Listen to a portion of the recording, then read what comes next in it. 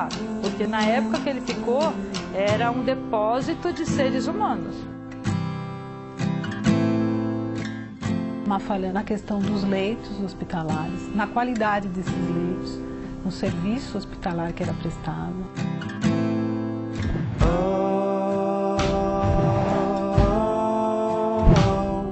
O desembargador dá a ordem e eles não respeitam. Quer dizer, se não respeitam um desembargador, a uma ordem judicial vai respeitar quem?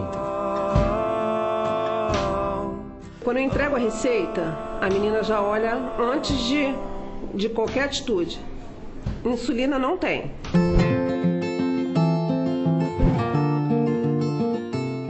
A sensação é de que, para nós, pessoas cegas, tudo é possível, porém, tudo é mais difícil. Eu leio o processo no tablet e eu consigo redigir no computador graças aos recursos que o tribunal disponibilizou para mim, tanto questão de software de voz no computador e tudo mais. Tudo isso agora no Via Legal.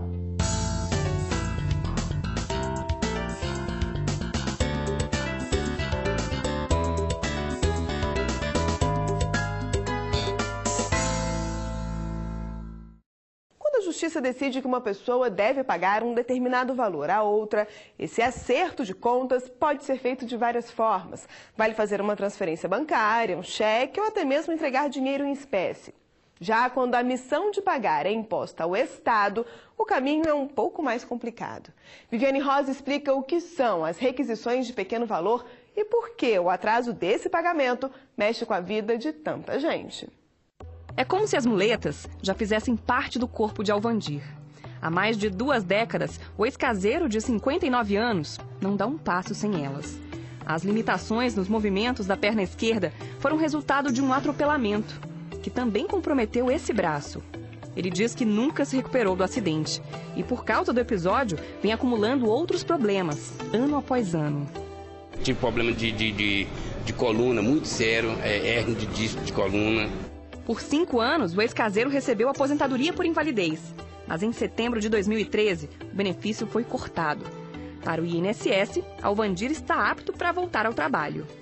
Eu não tenho condições para fazer nada. Eu não posso pegar 2 quilos desse braço. Eu não posso andar com meus pés. Por causa disso aqui, esse pé meu aqui é cheio de platina e parafuso. Na tentativa de ter de volta a aposentadoria por invalidez, Alvandir recorreu à Justiça Federal. Ele espera que, além de restabelecer o benefício, o juiz ainda determine que o INSS pague, com juros e correção monetária, todos os pagamentos que deixaram de ser depositados. O mais rápido possível, porque eu estou praticamente... Eu só não, é igual eu estou falando, eu não estou passando necessidade de fome porque tem meus parentes. Jeane enfrenta uma situação parecida. A professora do ensino fundamental também alega que teve o auxílio-doença cancelado antes de se recuperar. Ela, que sofreu uma queda e teve que operar o joelho às pressas, conta que os médicos da empresa e o perito do INSS tinham posicionamentos divergentes. Então, a junta médica,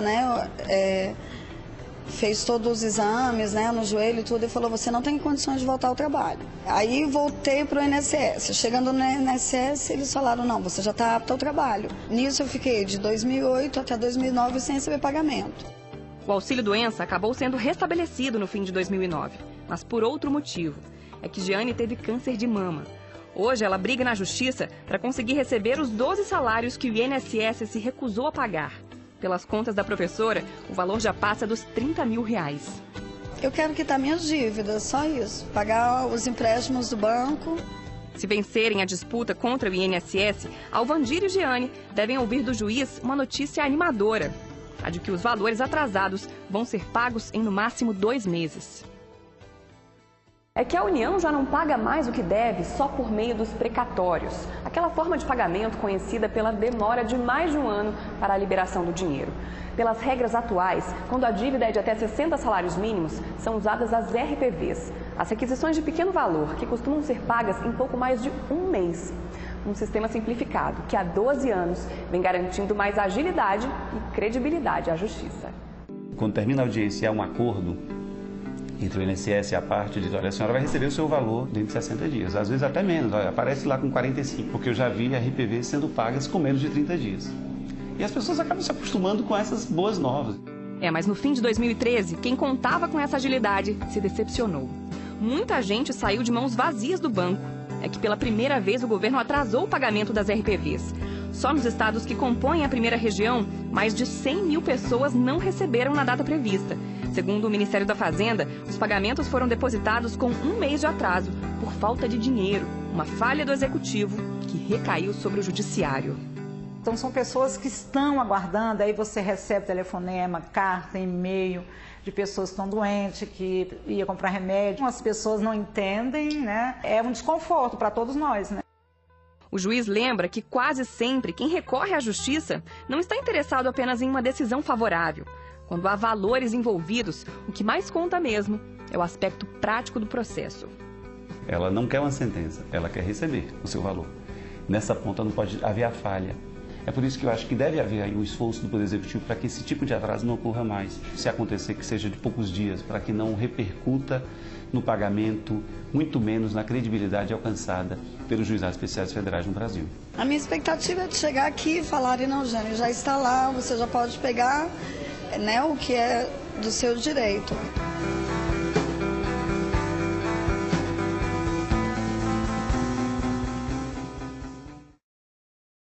Quando o assunto é o tratamento de doentes mentais, já não há dúvidas. As internações por longos períodos não são a melhor alternativa. O modelo considerado ideal está previsto em lei há pelo menos uma década, mas a realidade mostra que boa parte das medidas ainda está longe de ser cumprida. Hoje, o maior gargalo está na falta de estrutura para garantir o atendimento digno a pacientes em crise. Celso vive entre a alegria extrema e o desânimo. Ele nasceu com hidrocefalia e, por causa das sequelas deixadas pela doença, desde pequeno sofre com preconceito. A depressão surgiu ainda na adolescência, na mesma época em que ele começou a ter problemas com o álcool. Como que eu me senti? No fundo do poço. Pensar que não tinha mais saída. Chegava em casa chorando, não podia... Ah, vai, esquece isso, esquecer? Fácil esquecer. Vai ficar na alma esse negócio. Então eu me isolava. Suzana conta que durante as crises emocionais, o irmão costuma ficar agressivo e que mesmo assim, por várias vezes, ele ficou sem atendimento. Só depois de muita luta, em 2008, a família conseguiu internar Celso em um hospital psiquiátrico. Mas o que era para ser um alívio virou sinônimo de preocupação. Eu vi que ele piorou lá, porque na época que ele ficou, era um depósito de seres humanos. Tanto que eu tirei ele com 1 mês. Eu tirei ele quase morto. Celso não teria passado por tanto sofrimento se o país cumprisse integralmente uma lei criada 7 anos antes da internação dele. Desde 2001, o Brasil adotou oficialmente um novo modelo de atendimento. O objetivo era mudar o cenário de abandono que durante décadas foi regra no tratamento de doentes mentais.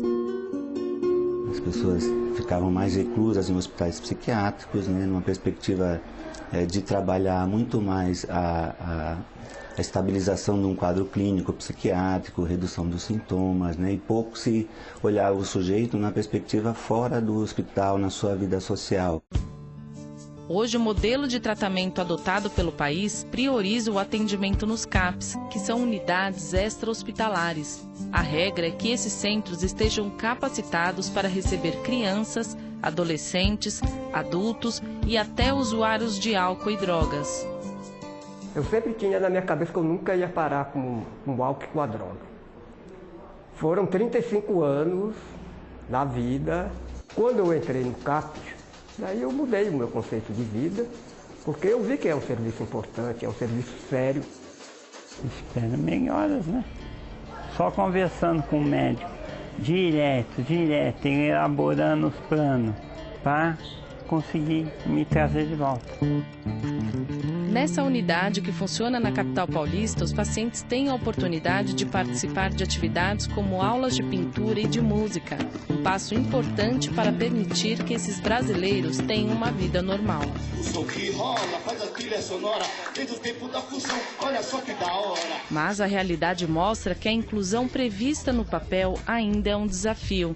O número de CAPs é insuficiente. Faltam ambulatórios e clínicas especializadas, onde os pacientes deveriam receber apoio nos momentos de crise. Mas desde 2009, o Ministério Público Federal briga na Justiça para garantir atendimento integral a quem está nessa situação. Uma falha na questão dos leitos hospitalares, na qualidade desses leitos, no serviço hospitalar que era prestado.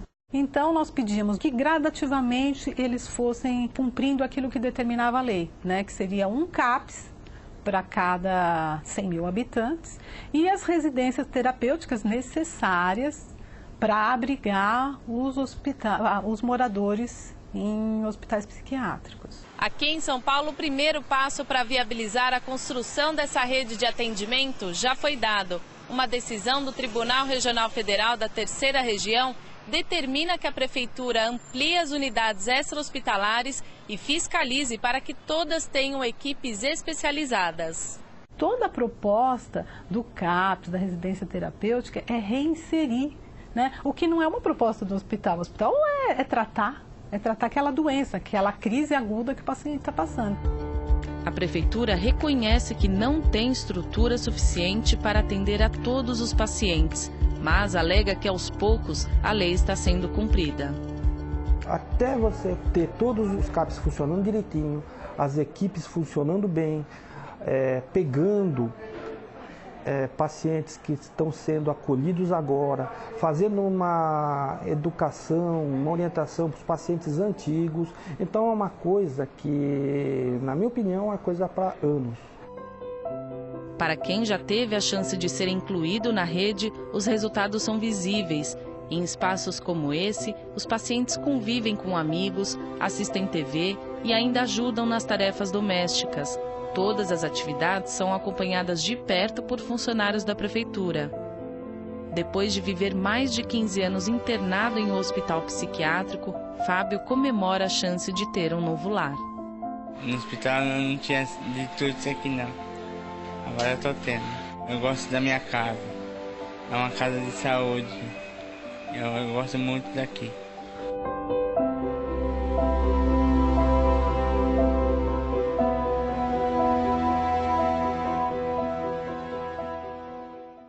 Na reportagem que você acabou de assistir, a disputa judicial é para que o Estado amplie a estrutura de atendimento.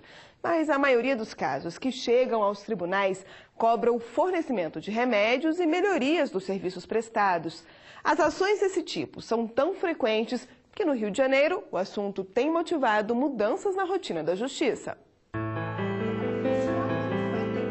Há pelo menos 5 anos, Jorge Luiz luta para controlar uma doença que também atinge milhões de brasileiros. Uma luta desleal. A cada dia que passa, a esperança dá lugar ao desespero. Eu não vejo futuro nenhum. Que tudo que eu pensava que poderia fazer, não faz. Isso não é doce. Isso é a doença. Você fica com medo de acordar no dia seguinte. O médico explica que o histórico do paciente e o quadro clínico atual são mesmo preocupantes. Ele já infartou, ponte de safena, acidente vascular cerebral, tem pé diabético, insuficiência renal, está à beira da cegueira. Isso faz com que o Jorge seja uma pessoa com risco de vida por mínimos detalhes. Uma hipoglicemia, um tratamento não atendido a tempo leva ele à morte. Consequências da diabetes, doença que se manifesta quando há um aumento exagerado na quantidade de açúcar no sangue. Ela pode afetar os rins, provocar derrames, infartos e dificuldades de cicatrização. Uma simples ferida nas pernas pode levar à amputação. Em 2009, quando a equipe do Via Legal entrevistou Jorge pela primeira vez, a rotina de cuidados já era intensa. Ele tomava 13 remédios por dia. Esse aqui é para o coração, esse é da pressão, esse é para o estômago, esse é para a circulação das pernas. Hoje são 16. Por lei, todos os remédios necessários para o tratamento da diabetes devem ser disponibilizados pelo Estado. Mas na prática esse direito não tem sido respeitado. Jorge Luiz, por exemplo, precisou recorrer aos tribunais. Ele ganhou, mas em pouco tempo descobriu que os medicamentos estavam em falta novamente. Quando eu entrego a receita, a menina já olha antes de qualquer atitude. Insulina não tem. Vai esperar os outros medicamentos para ver se tem? Para ver se tem. Para o advogado dele, um desrespeito não só ao paciente, mas também a uma decisão judicial. O desembargador dá a ordem e eles não respeitam. Quer dizer, se não respeitam um desembargador, a uma ordem judicial vai respeitar quem? Não é verdade? Vai respeitar a dona Valéria, que vai lá, vai respeitar as outras pessoas humildes, necessitadas que vão lá. Eles ignoram. Recorrer à justiça para resolver problemas de acesso a medicamentos se tornou comum. O fenômeno tem até um termo específico: judicialização da saúde. A Escola de Magistratura Regional Federal da 2ª Região decidiu debater o tema com o objetivo de contribuir para a afirmação do direito à saúde. Participaram da reunião representantes de vários setores da sociedade. Em pelo menos um aspecto, todos estavam de acordo. O ativismo judicial é inevitável e irreversível, mas os tribunais devem estar preparados para essa realidade. No Rio, 2 iniciativas já foram colocadas em prática. Uma é a criação do núcleo de assistência técnica, que permite, que dá um embasamento técnico ao juiz antes dele proferir a liminar. É um laudo de farmacêuticos e médicos a respeito do medicamento que está sendo proposto. A outra iniciativa que se iniciou no ano passado é a Câmara de Resolução Técnica de Conflitos. É uma Câmara de mediação prévia antes da demanda.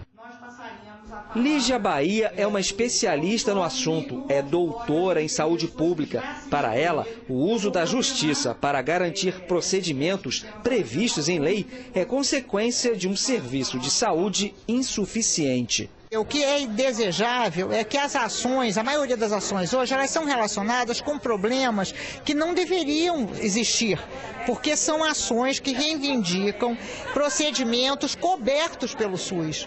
Cobertos pelos planos de saúde. E isso não deveria existir. Se está existindo é porque tem algum problema, não é? Para representantes do Poder Executivo, alvo de boa parte das ações nos tribunais, a judicialização da saúde não deve ser tratada como um problema. Ela não é um problema para o Executivo, ela é uma manifestação da população e é uma resposta do Judiciário às demandas da população, que são justas, na grande maioria das vezes são justas, e cabe ao gestor procurar atender essas demandas. Agora, é fundamental no processo da sociedade democrática que a gente tenha a condição de todos os envolvidos nesse processo qualificar cada vez mais essas demandas e as ações que a gente toma a partir das demandas. Acho que esse é que é o grande desafio. Mas para o secretário estadual de Saúde do Rio de Janeiro, o fenômeno pode provocar distorções. Esses que não tiveram esse acesso, não que o SUS os negue o acesso, mas eles acabam muitas vezes tirando a vez de uma pessoa mais grave que poderia estar sendo tratada e por conta da judicialização, por conta da não possibilidade de acesso à justiça desta outra pessoa, essa pessoa que usou esse instrumento legal, justo, acaba tirando a vez de outras pessoas. Isso acontece em muitas situações, infelizmente. Enquanto saídas são debatidas para garantir o respeito a um direito básico do cidadão, Jorge e a mulher tentam encontrar forças para seguir em frente. Eu falo, o que eu vou fazer? Vou orar, posso orar. Você tem que fazer isso. Pedir para não morrer. Porque eu não pedi a diabetes. Eu não pedi, eu quero ser diabético.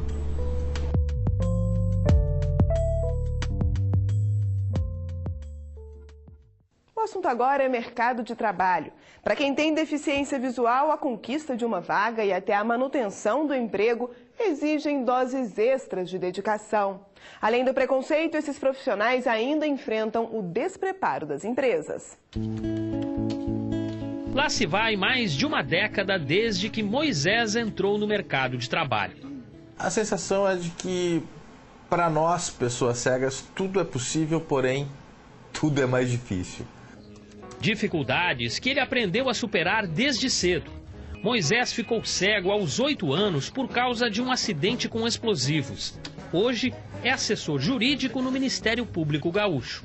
A adaptação, a percepção de que os setores, os serviços que estavam esperando por mim naquele setor eram realmente execuíveis por uma pessoa cega ou não, esse processo aí levou um bom tempo, tanto que eu me recordo bem, eu fiquei aí algumas semanas, algo talvez como quase 2 meses, sem ter uma produtividade, para mim, aparente, o que me deixou bastante angustiado, sem dúvida alguma. O servidor público é um dos cerca de 35 milhões de brasileiros que, segundo o último censo do IBGE, tem algum tipo de deficiência visual.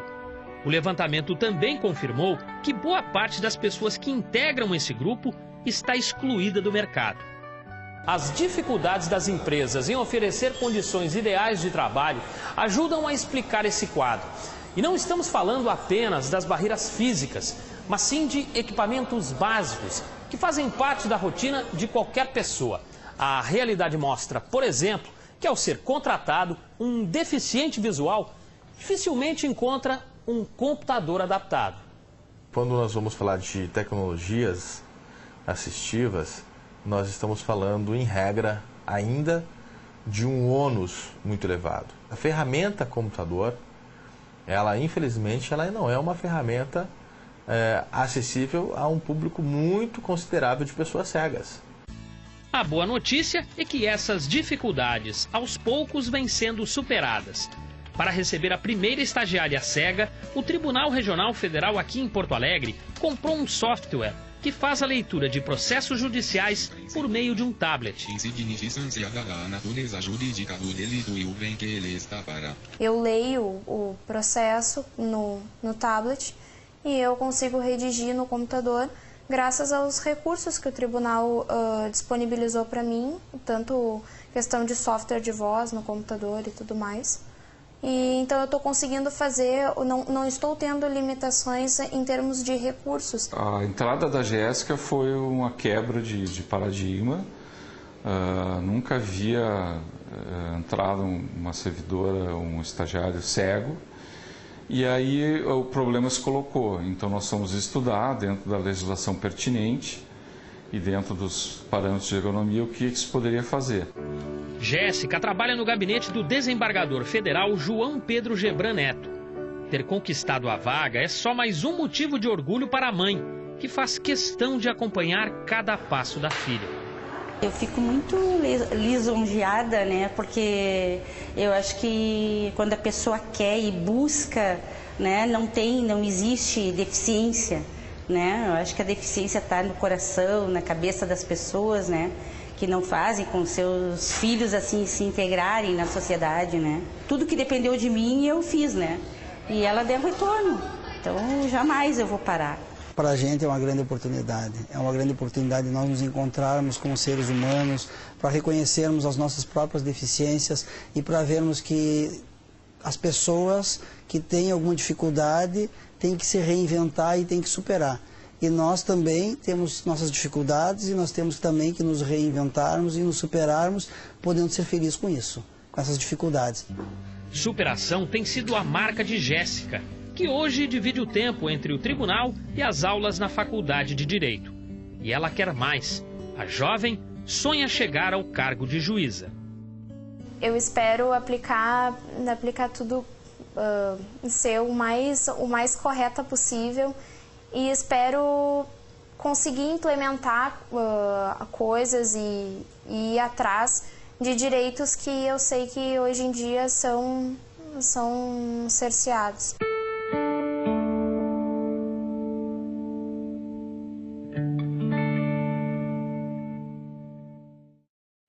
a primeira vez que o Via Legal fala das conquistas e dos desafios enfrentados por deficientes visuais. Se você quiser rever essas histórias, acesse nossos canais na internet.